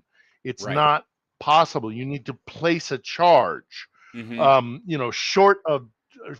Short of dropping like the mother of all bombs or something atomic, a nuclear weapon, something non-conventional. There's no weaponry that does it short of, a Moab. So the fact that there was a single seismic explosion monitored shows you that somebody planted something somewhere. And the argument that somehow Ukraine was able to sneak into the dam, because the New York Times article indicates that it was internal within the dam, which is its weakest point, because if you just put a mine at the base of the dam, you're exerting a lot of kinetic.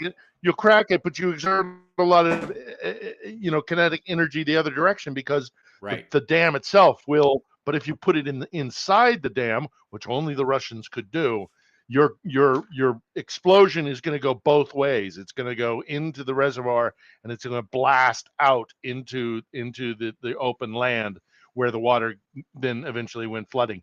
There's no question that the Russians, but that the Russians did it. And I'm just so tired of even entertaining. Well, what about you? Oh, but we don't know. We don't know. Well, sure, we don't know for sure. Well, this goes to the whole and they did. This goes to the Nord Stream pipeline concept as well, which is like in this particular case, if the biggest thing that I think as far as artillery that could do something like this would be a series of HIMARS attacks or something. They would have to be, if not one giant thing, it would have to be all of them hitting at once. And you would have nothing but footage of the arc of these missiles coming in nonstop, because they wouldn't all be perfect. You would hear them coming from a mile away. They would be warning people. That's right. They would it's absurd. So, and again, the idea that Ukraine has any kind of weapon that size, or could have snuck in with scuba gear and put in a charge that big, unbeknownst to the Russians, is almost more embarrassing to their military might than just admitting they blew it up themselves to flood the area so that they would make ground harder to traverse for the Ukrainian forces when the onslaught came. The tactical aspect of it makes total sense. Damned. Right, they don't care. And it's I mean, that part's fascinating. So obviously they did that. And then in terms of Nord Stream, again, we've talked about this a bunch of times. They have all the sensor data. They have all the cameras. They have all the underwater cameras for the entire area. They have all the sensor data for where the exact second the eruption happened, where it happened, to the inch. And Russia's not releasing that information. Why? Yeah. Why is the rest of the world responsible for their secrecy? Because if they released it and it really was us or Ukrainians or whoever. We've talked about this before. Right. Well, we've talked about this before. You can't have it both ways if you're Russia. When you're trying to promote and sell the Nord Stream pipeline, you say, oh, it's the most secure, monitored stretch of undersea pipe that, exists on the globe. And then when it goes boom, to go, we don't know what happened. Right. Gazprom, the company, the state-run company that does all of Russia's oil and gas, has all of this information, and whether or not it reveals anything or not, the fact that they're not revealing it or putting it out there in any significant way makes me very skeptical about what they know and what really happened there. And again, other idiots who, and let's not go by names, but well, there's Seymour Hersh, of course, but all the hangers on who went with Hersh's Substack thing. They have come to a conclusion, and they have accepted that conclusion because it plays into their narrative. I am not saying that the Russians did it. I am saying that it is suspicious that Gazprom has not released its data. I am furthermore saying I don't know. I don't know who did it. The Americans could have done it. The Brits could have done it.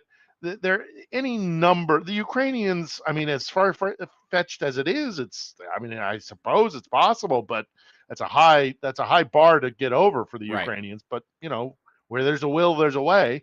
Or the Russians did. I don't know. What bothers me with the Tankies and the Seymour Hershes of the world is they don't either. But they are coming to a conclusion going, aha, you see, we have manipulated this war. We created this war. It plays into their narrative. And so they're going to just skip over the whole, well, what about an investigation? And I want to see proof. I don't want to hear speculation. And why hasn't Gazprom released its evidence? All that kind of stuff. No, that goes out the window. We've already decided that the West and the Americans wanted this war over Ukraine with the Russians, and they manipulated the whole thing to get the Germans on side, and it's all the dastardly Americans' fault. And I would say to them that one of the reasons why you don't want innocent people in jail, why you don't want people railroaded on charges just to arrest somebody, one of the reasons, besides the fact that that innocent person is victimized and you have two victims in this situation, is because you allow the person that did it to walk free. And that seems to be the methodology in this situation. If those of them, you could say that they have a cozy relationship with Russia, or they're just protective about their own ideals, where they will just throw everything under the bus and they don't kind of care. They'll cozy up to the Kremlin talking points, because if to admit that they're wrong means admitting that they are wrong, and they won't ever do that. So in the case of Hersh or Brand or any of these other idiots, where I don't think they're being paid directly, they see their narrative being undermined, and so therefore they go and shore it up elsewhere. And in this particular case, I don't have a problem with you saying, I find this part hinky. I find this strange. Why? I had a source that told me this, and that contradicts what I'm seeing elsewhere. That's very different from saying the U.S. absolutely did this. A guy I know inside the intelligence community who's been feeding me stuff for years told me this. Meanwhile, everyone else is saying, look, all the Russians would have to do is release the video of the sensors from the sensors that they have all along the pipeline undersea, where you've seen pictures of the pipeline. That's what those are from. Why don't they have the footage of the second that it happened? If they promised the European Union, like you said, that this would be the most leak-proof one, if you get into this, Nord Stream 2 will be way more safe environmentally, because the Europeans care a lot about environmental issues, even as they continue to use petroleum products. They want it to make sure it doesn't leak into the ocean, it doesn't cause it. Don't worry about it. We got sensors all over the place. We got cameras all over the place. The second there's a leak, we're on it. And then they're like, we were blind. We didn't see it happen. Nothing. No one looked. The guy walked away. And from again, the to station. go back to go to Hersh's thing, and I don't want to keep going back to Hersh's thing, but Hersh's things, the premise is that they went down there, an American SEAL team presumably went down there and set charges like 3 months before the naval exercise that was meant to kind of cover this. So you're telling me that there was a set explosive charge on the pipeline for 3 months, and the Russians didn't do anything about it? Right. It starts to fall apart, and all of it, again, who benefits? Quo vadis. That's fine. The Americans, the West, benefited from if you believe that supporting Ukraine is their dastardly design. Okay, fine. But there's still not proof. Just because they had the motive and the means and they benefited doesn't mean that the Yanks did it. We have to take a break, but you and I wouldn't have a problem with their normal kind of suspicious USA bad nonsense if they weren't speaking in absolutes. If it was a SEAL team, Let's bring it out into the open. Let's Right. absolutely show your receipts, show your proof, show your evidence, and then we will take it from there. But it's the presumption that it was that because it fits your narrative that gets me going.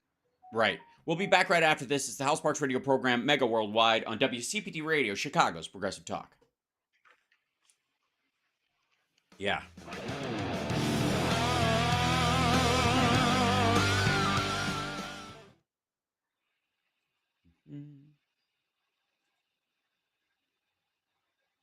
One second. Pulling some stuff up, and then chat room, I'll be grabbing some questions from you in a second. Yeah. I've got a message here from Can't Stop Lying. I will pursue that interview idea. So, yeah, sure. Excellent. The big fire in Moscow. This week there was another. I mean, there's always a big fire in Moscow, but this was apparently the largest one so far, which was really fascinating. And let's see. I'm trying to find the footage of it. Oh, that's fun. It's so funny when okay. I'm trying to find the footage of it, and I'm like, here's what I stumble across when I'm trying to find it. This is a garbage truck on fire in the middle of the highway in Russia, and the guy just dumps everything. Dumps the flaming trash onto the highway and drives away. Just like, just drive forward. Just drive forward. Yeah, you know, as you do. 30 seconds. Thank you. Thanks, Chicago. They have a very different perception of civic responsibility. So strange. Yeah, it is. And Ukraine doesn't want to be like that anymore. CRL 3232 has a really good question, and I was on my way there when we had to take a break too. So, and we'll talk about the tactical nukes in Belarus too, because he just bragged about that. Sure, Putin just bragged about that. Yep. Stand by. Thank you. I know I'm only on one day a week. I get it. I'm gonna have to jump on GarageBand and start sawing something together. This is the Hal Sparks Show. Wow. And a guitar note, and then progressive, and all. Yeah, it's gonna be good. Hey, Hal, did you mean something like this? This is the Hal Sparks Show. Wow. And a guitar note, and then progressive, and all. Yeah, it's gonna be good. The Hal Sparks radio program, Mega Worldwide. Yeah, it's going to be good. Welcome back to the show. Next week on my live stream, it looks like I'm going to have Dee Snider, formerly of Twisted Sister, and of course, many other projects. No. A lovely human being. Yeah, on the show. I've sung with him a couple times. I learned a thing or two. He's a good dude. He's a really good human being, and he's going to be on. We'll talk about his time in front of the Congress a little bit. Part of my adolescence. Oh yeah, you'll be happy to know. You know that thing about where people are like, "Don't meet your heroes. It's always disappointing." I have not found that to be true at all. Like honest to God, any guy that would actually go up on the hill. I remember when he went up on the hill. Yep, and with Frank Zappa and John Denver. What a where's that? That's super right. group? I remember that. And I remember him taking on who was the one who put the labels on the records? Tipper Gore. Was it? No. Was it Tipper Gore? It was Al Gore's wife was in charge of the PMRC, the Parents Music Resource Council. Yeah. That anybody was who would go up on the hill and test and give testimony on the hill. Good man. So cool. Well, good on you. And again, Gore was in many ways Clinton's Pence. Clinton was seen as a little freewheeling and a little Southern and a little not, conservative enough for some folks. They might, he and his wife with their libertine relationship stuff and all that they were concerned about. So Gore was supposed to be this like straight-laced dude whose wife was, watching out for the children. And that's why they thought he'd be a good running mate. Seriously. So, quick question. One is, Ed's 3D Tech, I'll get to you in 1 second. The question was, is Ukraine any more corrupt than Turkey in terms of NATO? And I think that's a great question. It's a good point. It's a good point. It's a good question. It's different, but I would say that, without crunching it all down, it's a very good point. I mean, Turkey is badly corrupt. And Erdogan has only made it worse. So I don't know if Ukraine is better or worse. I'd say up until recently, Ukraine, you could say without a doubt, was worse. But they're really making strong efforts, especially because they know that when the war is over, it's got to be worth it. It's got to count for something. And there's a question of whether Turkey's going the other direction. Does Turkey think ultimately that any of its survival goes the other direction? I doubt it. And I think, their economic picture in and of itself paints that picture. I think they're just in a desperate situation. They can't afford to lose any friends at all. And since NATO is locked in, they can afford to play footsie with Russia in a way that they wouldn't normally. But they're just, they can't afford oil on the standard market with what the Saudis are doing. So they've got to cozy up and do a little bit of under the table stuff with Russia, or they won't survive. That's the idea. That's where I think Erdogan is in particular. That said, the next question was from Ed's 3D Tech. Would ATA CMS, the attack, help Ukraine move attack helicopters further from the front for Russian ministry, the Ministry of Defense? So, does it help them create space? It helps them create space. It would push back Russian helicopters. You're right. They would have to be at a refit and resupply point well beyond the ATACMS, which would actually almost push them back on across the border. I mean, those ATACMS, you're already. I mean, so one of the major fights is around Zaporozhye. Zaporozhye, if you push east and you get across the river, you're already pretty much with ATACMS, if they had them, able to hit anything on Ukrainian soil. 1991 border soil, and that would include Donbass. So, yeah, it would absolutely push back their attack helicopters, which would be a really good thing. Give them ATACMS. Give them ATACMS. Right. I mean, it's ridiculous that we haven't done it already. Anyhow, just give them everything on. And then there was what was the other question besides family? Coretta wants to know, besides family, what do you miss most about the U.S. right now? Getting and Boss Brian will hook you up with Phil. I'll take care of it. That would be great. It's of course there are little things, well, not so little, but there are things that you can well imagine, like food and restaurants and, my A1 steak sauce, which you can't get here, and I love on a steak. I know some people think that's blasphemy, but I do. Silly little things like that. Bigger picture, I miss my life that I had, I had made plans, and I was setting up a production company, and I was getting out of, big corporate TV news. I wasn't go knocking on CBS or NBC or ABC's door or CNN, what have you. I was going to strike out on my own with a production company, and I'm still going to do that. But the fact that I have to put it on hold because of this, because of promises I made to people here, which I'm holding myself accountable to, it's just going to have to wait. Right. That makes a lot of sense. Let's see, where are we? We're good on. Okay. I want to make sure I didn't miss the other question I had up there. There you go. Oh yeah, there we go. Based on your current understanding, if you had your feet to the fire, which way do you say the current counteroffensive seems to be going? Yeah, like If you it's hard really to tell, push but me on it, I would say east. I would say east.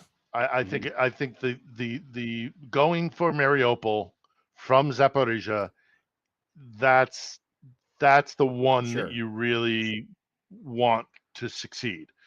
Mhm. Going south, that's another option because of the flooding. That gets a little bit more tricky, but the whole thing is trying to break the land bridge from Russia to Crimea.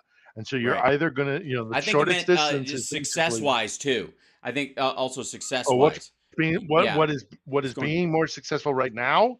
Hmm. I think east. I think also east. I think also east. I mean, Bakhmut. There's some advances being made there. Um, Hmm. so I think the direct push from Ukraine towards the sea, as opposed to down towards the south to cut off the land bridge, is the more likely to be successful. But we're look, we're just going to have to wait and see. It's very frustrating, but it's operational Right. security takes precedence. Sure. The apparently it's breaking. Ukraine has asked the FATF to declare Russia a state sponsor of terrorism, and European Parliament has done. Well, they've already done so. So I think they're asking other Yeah, I thought they organizations to already follow did up on. that. Yeah, the Federation. Is it the Federation of African Nations? Hold on one second. There it is. Oh, well, that would Yeah, make sense given the delegation was here the now. FATF. Yeah. Yeah. Well, because they Um, are. mhm. They are state sponsors of terrorism. Yes. 100%. Right. So I mean, it's exhibited here for everybody to see, but in addition to that, they undermine democracies. They do assassinations globally. They attack. They do information warfare, which is a different kind of terrorism, but it's still twisting people's minds and creating terror through that kind of endeavor. They are a state sponsor of terrorism, 100%. And so everybody should be designating them. I mean, I'd like to see it happen in the UN. yeah. They shouldn't even be Uh, on the Security Council, frankly, in a yeah, lot of that I people's think is the opinion, and I weirdest part. kind of share that opinion. And the U.S. has started talking about reforming how people are chosen for the Security Council and to head the Security Council. After that, dust up the fact that it became Russia's turn automatically to do it, even though they were engaged in an offensive war against one of their neighbors, which seems a little counterintuitive. You know what I mean? You could make an argument that past administrations like the Bush administration would want it, would want that rule not to be engaged because we wouldn't have been able to do it while we were in Iraq. And I would argue that when we did a preemptive attack on Iraq, we shouldn't have run during that time. During the time we were there, gives you impetus to not be there if it's a war of aggression. That said, if your allies and the other countries there say no, they had to do this and we agree with it, they could vote specifically to say you should be allowed to do it. And that means at least people are having a say in this, as opposed to this like Wheel of Fortune idiocy, where they just spin it and whoever it lands on, no matter what they're up to, you get to run things for a while. It just seems goofy, especially when it comes to like the fact that the UN Security Council, those folks, they don't get to see all of every nation's intel, but they get to see most of it. And that's one of the reasons why, like, Russia had two spots where they felt like, oh, Russia's making a comeback. Did you notice how the first time they did it, it was right around the attack. It was February of 2022. And then the next time, they're like, oh, Russia's finally pushing back, like 3 weeks after they were running the UN Security Council for a little while, because they got access to the materials and satellites and all that kind of stuff that they didn't have in between. It's just so stupid. Like, the crucial one-to-one briefings that are different. So it was odd. I find that very strange. So we got to take a break. When we come back, more of your questions for Philip Ittner. This is the Hal Sparks radio program, Mega Worldwide.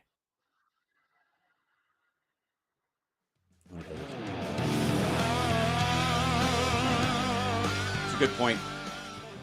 Miss Anonymous in the chat says the USSR no longer exists, so they should no longer occupy a seat. I agree. The transfer immediately from USSR to Russia was a part of that like naive reconciliation aspect that the West engaged in. And again, if we were truly an imperialist nation, we wouldn't have done that.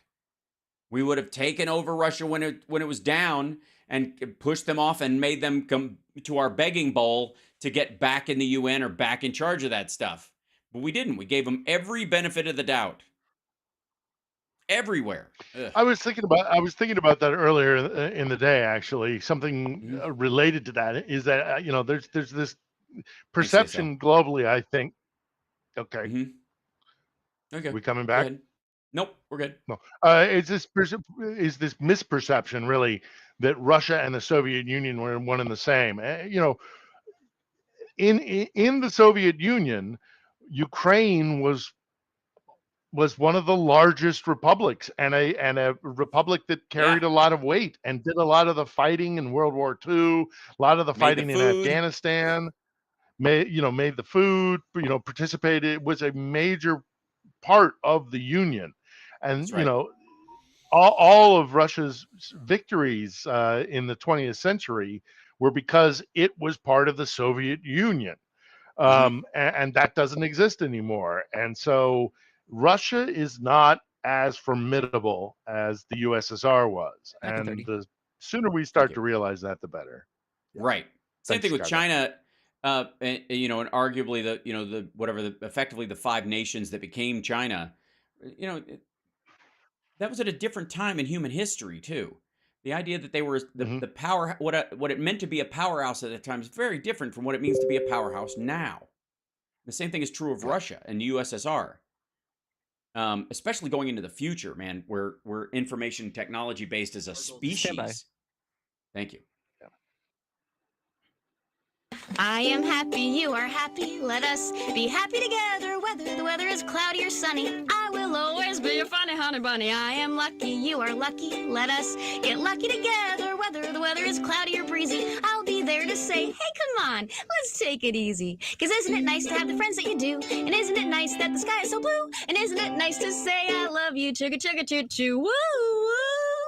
I am smiling, you are smiling, let us smile together, whether the weather is cloudy or stormy. I will still be there in the morning, I'll be right by your side in the morning. I'll make you breakfast in the morning, I hope that you like cereal. Yay! So there's so much to this, Phil, where we do have a hard time finding good news that doesn't involve a certain amount of Schadenfreude. That doesn't involve the fact that Trump got indicted this week and he's in a panic and hey, the money that he made from the boost in people donating is already spent. It didn't last 72 hours. It's gone. And arguably it never made it even to his attorneys. So it's just vapor. And to any maggots who are watching the show, and I know we have a few, I don't know why you're here. You should be at donaldjtrump.com praying and giving money. I don't know why you still have any money in your bank account. What if you really care and America's going to die without him? Do you even MAGA, bro? So are there things like what would you see is, and obviously the offensive is going on and it's very tough time for Ukraine, and it's going to be, and it's a very tough time for the Russians that are sent there. I saw a video of a conscript who they were questioning, who he was like, this will get me out of jail early, and I was there on a trumped up charge anyways, so I was hoping that I wouldn't have to do any actual fighting and I'd get out here. And then I found myself, and he's like, it's a sad story. And the Ukrainians that are talking to him are like, this is sad, this is just like, you shouldn't have to be here. We're not your enemy. And so it was actually very heartwarming to see. And also there are all sorts of stories of like Russian soldiers saying, please don't send us back, because if you do a prisoner exchange and we get sent back, they'll shoot us. Yes, right. Because we got captured. We do not send us back. And we are hearing a lot of those kind of stories of Russian soldiers saying, we don't want to be in a prisoner exchange because they'll shoot us.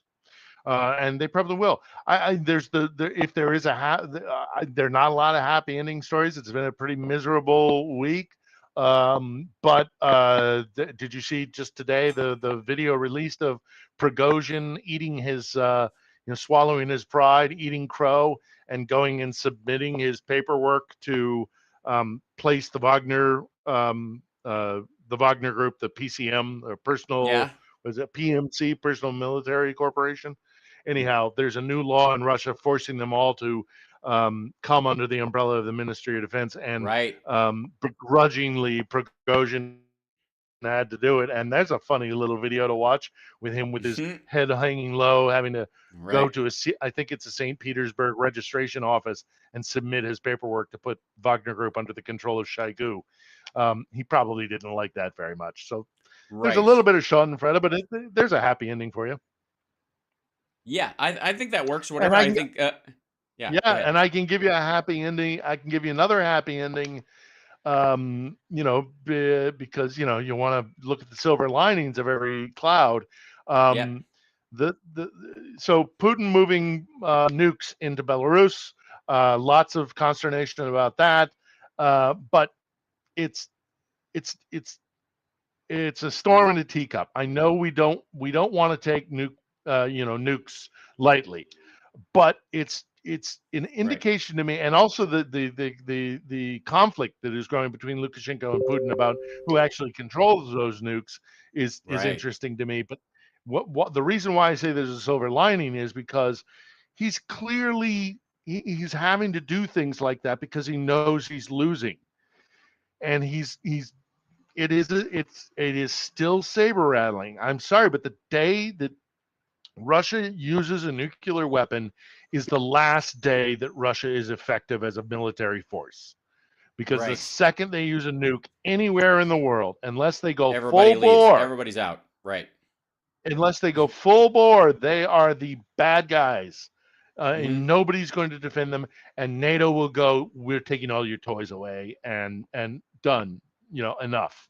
So they're not, they're putting the nukes on my opinion is they're putting the nukes on Belarus soil to scare us. They will not use nukes. I still feel pretty strongly about that, because they know that what happens after you use a nuke, because you make a military decision not with the idea of this is what this military operation is going to achieve, but what will then happen? What is the likely response from the enemy? That being the West. And the West, if Russia decides to use a nuke or a limited nuclear exchange, and if there are any of us still around standing, in other words, that's it. It's over. It's done. Russia's military will be devastated, and they know it. So I still can't believe that they wouldn't use nukes. But look, you don't want to test them, do you? You don't. You got to stand up to a bully. But is he completely crazy and really? I don't know. But I'm not freaked out by the Belarus deployment. So. Yeah, I think a lot of this is meant to scare people on a scale that also gives the tankies that we talk about a lot something to talk about. Oh, now you've done it. Now America's done it. Oh, now they've done it. Now Russia's putting tactical nukes in in Belarus. This is it. This is and this is their fault. They shouldn't have started this because this is we made them do this, which is just ridiculous. Like I'm sorry, we made them lose a war they thought they would win in 6 days. Really? That's the justification for them putting tactical nukes in and blowing up their own dam. I gotta say, it's got to be getting harder and harder. Obviously, for the people who are all in, like Ritter and that crowd, it's they don't really care. They're just they're selling the line and that's all. But anybody who's got at least a toe in the pool of sanity at this point has got to be just like, it's got to be getting harder and harder and harder every damn time to just start to sell this crap. It's just amazing to me. And it's not going to last forever. And and in addition to that, they're going to keep losing territory. There's a lot of talk about the defenses that Russia has put in, and some of them are formidable. I got a good buddy of mine here who studies this very closely. Some of them are very strong defensive positions, but there's also territory that can be used to maneuver around those defenses. So it's not going to stop the Ukrainians. Right. They're going to keep, and I think, I personally, not being a soldier but being a war correspondent for a quarter of a century, I think this might be again another example of the exceptional military ability of Ukraine's forces. General Zaluzhny and General Syrskyi are both very cunning military leaders, and it's better to do it this way: slow, steady, bit by bit by bit, yard by yard down the field until you get to the end zone.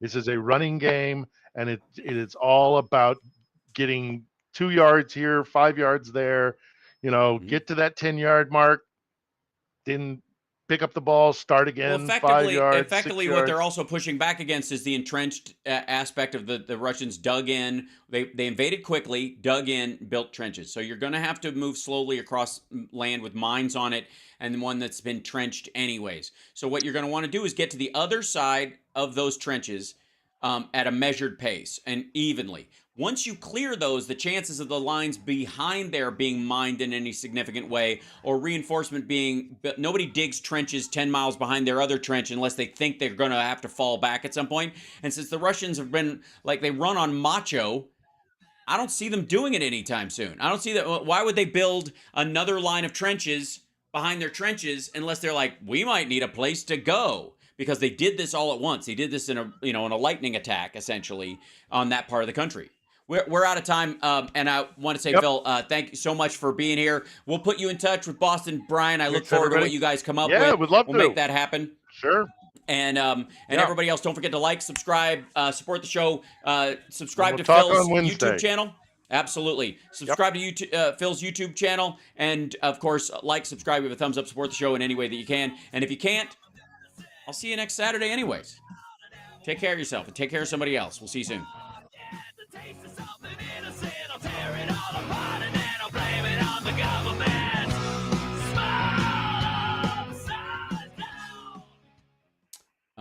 Thanks, Chicago. Thank you guys so much. Thanks, Chicago. Yeah, good show.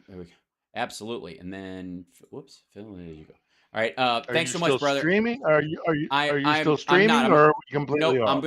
I'm halfway off. It's just on me right now because I lost you in that feed page, and I'm worried that if I reload the page, you will vanish. Right. So sure. cheers and thank you, sir. Is there? But can people hear us? Is what I'm trying to get. Yes, at. They can hear us. Yes, right. They can hear you. Oh, okay.